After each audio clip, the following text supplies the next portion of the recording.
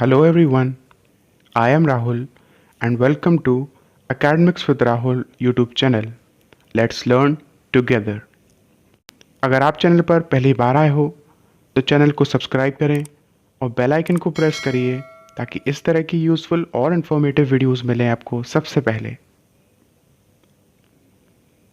आज हम पढ़ेंगे CBSE क्लास 7th ज्योग्राफी का फर्स्ट चैप्टर इन्वायरमेंट। इन्वायरमेंट मतलब पर्यावरण। After the long vacation, when Ravi started going to school again, he noticed that the only playground next to his school was dug up. Vacation यानी छुट्टियों के बाद जब Ravi school लौटा तो उसने देखा कि जिस मैदान पे वो खेला करता था सब लोगों के साथ, वो खुदा पड़ा था। डगअप मतलब खुदा हुआ। People said that a huge building with many flats will be constructed here. लोगों ने बताया कि वहाँ पर एक बहुत बड़ी बिल्डिंग बनने वाली थी जिसमें बहुत सारे फ्लैट होते। Ravi was almost in tears. Ravi ने जब ये सुना तो उसकी आंखों में आंसू आ गए। When he realized that the big playground with its soft grass, marigolds and butterflies is gone forever. उसकी आंखों में आंसू इसलिए आ गए जब उसे ये याद आया कि वो बड़ा सा मैदान जिसमें मुलायम घास हुआ करती थी, बहुत सारे मैरीगोल्ड फ्लावर्स थे यानी गेंदे के फूल थे और बहुत सारी तितलियां आया करती थी, ये सब हमेशा के लिए चला जाएगा। He shared his feeling with his classmates. तो उसने ये अपनी भावनाएं, ये फीलिंग्स अपने क्लासमेट्स के साथ शेयर की। In the assembly, the principal too sadly observed, see how our environment is changing. Assembly के दौरान भी प्रिंसिपल ने भी दुख के साथ ये ऑब्जर्व करके बोला कि किस तरीके से आप देख रहे हैं हमारा पर्यावरण बदल रहा है।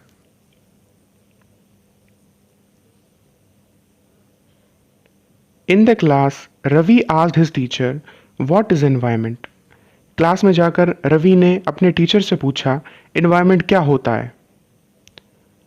टीचर कहती है, whatever you see in your surrounding, said the teacher. Teacher कहती है, वो सब कुछ जो कि तुम अपने अराउंड सराउंडिंग्स में देखते हो। Ravi thought aloud, that means the school building, tables, chairs in the classroom, even that open field, the road, the garbage, my friends, all are parts of environment. तो रवि सोचकर ज़ोर से बोलता है, इसका मतलब तो हमारी स्कूल की बिल्डिंग, ये सारे टेबल्स, चेयर्स क्लासरूम के और वो खुला मैदान, वो रोड, ये कचरा और ये मेरे सारे दोस्त भी क्या एनवायरनमेंट के पार्ट हैं? Yes, said the teacher, but wait.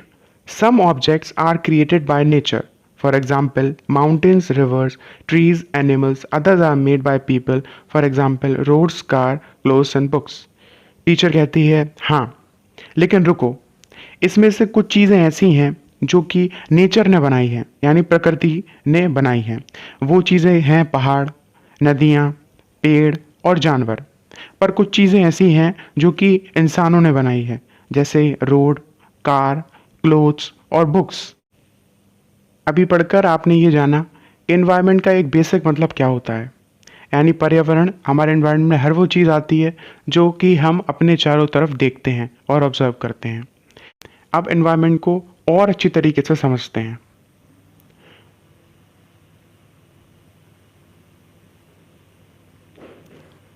Environment is our basic life support system. तो पर्यावरण हमारा लाइफ सपोर्टिंग सिस्टम है, यानी वो सिस्टम जो कि हमें जीवित रहने में हेल्प करता है।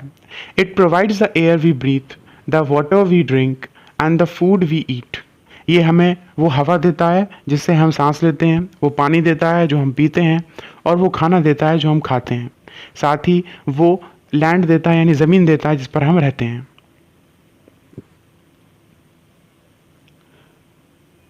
How do human beings modify this natural environment.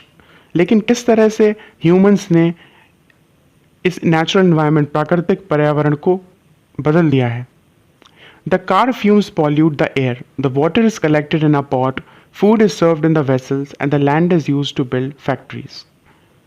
जो कार से निकलने वाले फ्यूम्स होते हैं, धुआं होता है, उससे हमारी हवा दूषित होती है, पॉल्यूट होती है।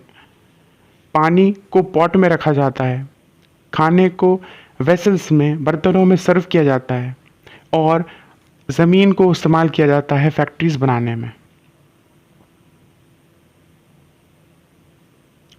Human beings make cars, mills, factories, and manufacture containers. This is how human beings modify natural environment. यानी human beings, इंसानों ने कार बनाई, बड़ी बड़ी मिलें बनाई, फैक्ट्रीज बनाई, ताकि कंटेनर्स बन सकें खाने रखने वाले, और कई सारी चीज़ें जो हम रोज़मर्रा में यूज़ करते हैं। इस तरह से उन्होंने हमारे पर्यावरण या नेचुरल एनवायरनमेंट को बदल दिया, मॉडिफाई कर दिया। Now work in pairs and make a list with your classmate sitting next to you of the creations of nature and by human beings. अब तुम लोग पेयर्स में काम करो, यानी टीम बनाओ, तुम्हारे साथ में जो बैठा है उसके साथ अपनी टीम बनाओ और उन सारी चीज़ों की लिस्ट बनाओ जो कि नेचर ने बनाई है या ह्यूमन बींग्स ने।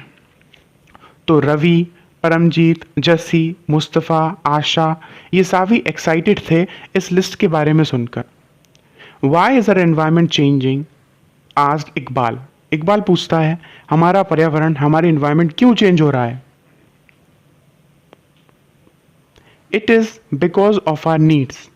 They are increasing day by day. We are therefore modifying and at times even destroying our natural surroundings, the teacher replied. Iqbal का क्वेश्चन सुनकर टीचर जवाब देती है कि ये इसलिए हो रहा है क्योंकि समय के साथ हमारी नीड्स बढ़ती जा रही हैं, हमारी ज़रूरतें ये डे बाय डे बढ़ती जा रही हैं, इसीलिए हम एनवायरनमेंट में कई बार उसको मॉडिफाई कर रहे हैं, उसको चेंज कर रहे हैं।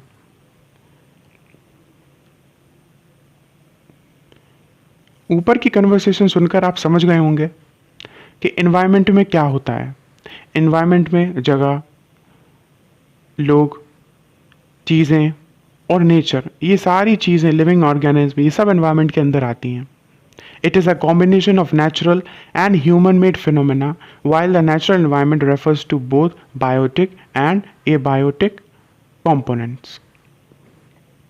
यानी इन्वायरमेंट में नेचुरल और ह्यूमन मेड, यानी जो प्रकृति की दी हुई हैं और जो ह्यूमन बींग्स ने बनाई है, ये दोनों चीज़ें होती हैं। और इनको हम इस तरीके से बांट सकते हैं कि एक पार्ट होता है बायोटिक और एक पार्ट होता है एबायोटिक। अगर आप यहाँ देखें तो बायोटिक वो चीज़ें होती हैं, the world of living organism that is plant and animals, यानी बायोटिक कंपोनेंट्स में भी सारी चीज़ें आती हैं जो कि लिविंग हैं, यानी जो जीवित हैं।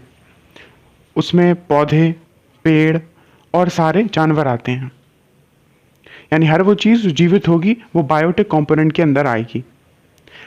और इन्वायरमेंट का सेकंड कंपोनेंट जो कि होता है एबायोटिक, उसका मतलब होता है the world of non living elements, यानी वो एलिमेंट्स जो कि लिविंग नहीं है, जीवित नहीं है, निर्जीव हैं, जैसे कि ज़मीन, हवा, पानी, ये सारी की सारी चीज़ें जीवित नहीं होती, दीज आर नॉन लिविंग।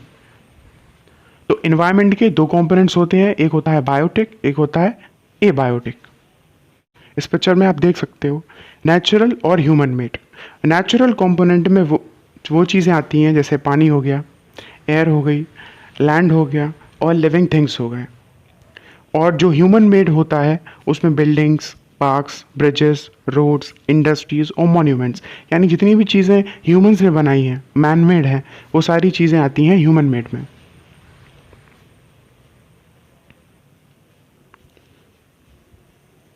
और एनवायरनमेंट का वो कंपोनेंट जो कि ह्यूमन होता है, उसके अंदर आएगा एक इंडिविजुअल ह्यूमन, एक family, community, religion, education, economic और पॉलिटिकल सिचुएशन, ये सारी की सारी चीज़ें आएंगी ह्यूमन कंपोनेंट में। इन्वायरमेंट, फ्रेंच वर्ड इन्वायरन और इन्वायरनर मीनिंग नेबरहुड, यानी जो इन्वायरमेंट वर्ड है वो एक फ्रेंच वर्ड जो कि होता है इन्वायरनर या इन्वायरनर, जिसका मतलब होता है नेबरहुड से निकला है। नेबरहुड यानी पड़ोस, आसपास की चीज़ें, तो इससे इन्वायरमेंट वर्ड बना है। अब हम पढ़ेंगे natural environment. Land, water, air, plant, animal comprise the natural environment. You are familiar with the meaning of lithosphere, hydrosphere, atmosphere, biosphere from the previous class. Let us learn some more facts about these domains. Natural environment में ज़मीन, पानी, हवा, पौधे और जानवर आते हैं। आप लिथोस्फीयर, हाइड्रोस्फीयर, एटमॉस्फेयर और बायोस्फीयर के बीच बारे में पुरानी क्लासेस में भी पढ़ चुके हैं, लेकिन मैं फिर से बता देता हूँ। लिथोस्फीयर वो पार्ट होता है अर्थ का जिसमें सारी ज़मीन, जितना भी लैंड पोर्शन है वो सारा का सारा पोर्शन लिथोस्फीयर में आता है। हाइड्रोस्फीयर, हाइड्रो वर्ड का मतलब होता है वाटर, यानी जितनी भी वाटर बॉडीज़ हैं वो सारी की सारी हाइड्रोस्फीयर के अंदर आती हैं। एटमॉस्फेयर यानी सारी एयर, सारी गैसेस, ये सब एटमॉस्फेयर के अंदर आता है। और बायोस्फेयर, बायो मीन्स लिविंग, यानी जितनी भी लिविंग कंपोनेंट्स हैं वो सारे के सारे कंपोनेंट बायोस्फेयर के अंदर आते हैं। अब इन डोमेन्स के बारे में हम थोड़ा और जानेंगे। इस पिक्चर में भी आप देख सकते हो, लिथोस्फेयर वो पार्ट है जिसमें सारा लैंड इंक्लूडेड है। एटमॉस्फेयर वो पार्ट जिसमें सारा एयर इंक्लूड है। हाइड्रोस्फेयर वो पार्ट जिसमें पूरा वाटर बॉडी इंक्लूडेड है। और बायोस्फेयर वो पार्ट जिसमें सारे लिविंग कंपोनेंट्स आते हैं। Lithosphere is the solid crust or the hard top layer of the earth. It is made up of rocks, minerals, and covered by a thin layer of soil. It is an irregular surface with various landforms such as mountain, plateaus, plants, valleys, landforms are found over the continents and also on the ocean floor. Lithosphere वो solid crust होती है। आप जानते हो जो अर्थ planet है उसकी 3 main layers होती हैं। सबसे ऊपर वाली लेयर होती है क्रस्ट, उसके बाद आती है मेंटल और उसके अंदर होती है कोर। तो लिथोस्फेयर सॉलिड क्रस्ट का ऊपर वाला पार्ट होता है, ऊपर वाली लेयर होती है जो कि हार्ड होती है। ये रॉक्स और मिनरल से बनी होती है और एक सॉइल की पतली, मिट्टी की पतली लेयर से कवर्ड होती है। ये इरेगुलर सरफेस होता है क्योंकि कहीं पर हमें माउंटेन्स देखने को मिलते हैं जो कि बहुत ऊंचे होते हैं, प्लेट्यूज देखने को मिलते हैं, तो कहीं प्लेन्स देखने को मिलते हैं जो कि एकदम प्लेन होते हैं, इवन होते हैं, तो कहीं वैलीज देखने को मिलती हैं जो कि डिप्रेस्ड होती हैं यानी गड्ढेनुमा होती हैं। Landforms are found over the continents. ये सारे लैंडफॉर्म्स अलग अलग तरह के लैंडफॉर्म जैसे माउंटेन, वैलीज, प्लेट्यूज, ये अलग अलग कॉन्टिनेंट्स में अलग अलग हैं और ओशन फ्लोर्स पे भी हमें देखने को मिलते हैं। Lithosphere is the domain that provides us forests, grassland of grazing, land for agriculture and human settlement. It is also a source of mineral wealth. तो लिथोस्फेयर वो डोमेन होता है जो कि हमें फॉरेस्ट देता है, जंगल, क्योंकि सारे जंगल ज़मीन पे ही उगते हैं। हमें ग्रासलैंड देता है ग्रेजिंग के लिए ताकि जानवर ग्रेज कर सकें, चर सकें, और हमें ज़मीन देता है एग्रीकल्चर प्रैक्टिस करने के लिए, यानी खेती करने के लिए भी ज़मीन देता है। साथ ही जीने के लिए हम अपने घर, सारे सेटलमेंट्स, ये सारी चीज़ें लैंड के ऊपर बनाते हैं। तो इस तरह से लिथोस्फेयर ये सब हमें प्रोवाइड करता है। इसीलिए इसको मिनरल वेल्थ का सोर्स भी कहा जाता है, क्योंकि जितने भी मिनरल्स हैं वो सारे के सारे मिनरल्स हम लिथोस्फेयर से ही एक्सट्रैक्ट करते हैं, निकालते हैं। अब पढ़ते हैं हाइड्रोस्फेयर क्या होता है। The domain of water is referred to as hydrosphere. It comprises various sources of water and different types of water bodies like rivers, lakes, seas, oceans. It is essential for all living organisms. यानी वो domain, water का domain को क्या बोलते हैं? Hydrosphere. Hydrosphere में अलग अलग टाइप की वाटर बॉडीज इंक्लूड होती हैं, जैसे कि नदियाँ, तालाब, समुद्र और महासमुद्र।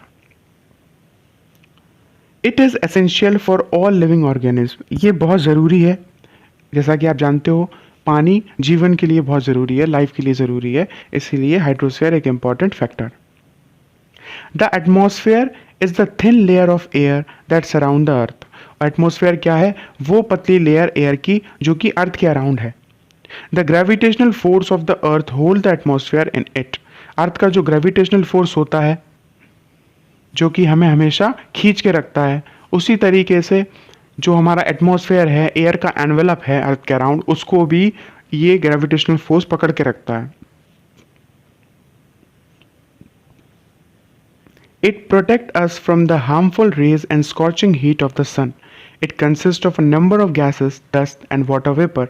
The changes in the atmosphere produce changes in the weather and climate.